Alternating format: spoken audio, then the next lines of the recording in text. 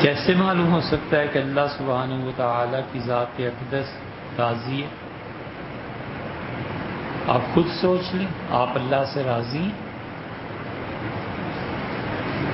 آپ کے ذہن میں آتا ہے کہ اللہ مجھ سے راضی ہے؟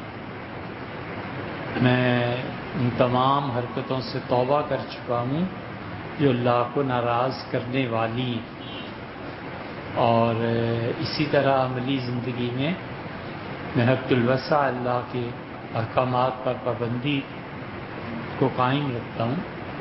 آپ خود سوچ لیں کہ جو سسٹم ہے جس کے تحت جی رہا ہوں میں اس کے بھی خلاف بولتا ہوں۔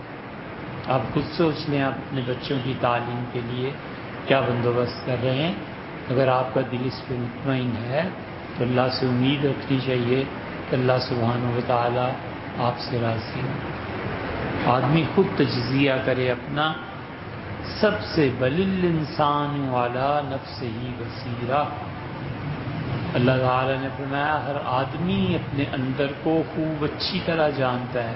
وَلَوْ أَلْقَى مَعَاذِيرًا، وہ گناہ کر کے جتنی بھی عذرت اور معذرتیں پیش کرتا رہنا، کوئی گواہ نہیں بن سکتا، وہ خود جانتا ہے کہ کتنے پانی میں۔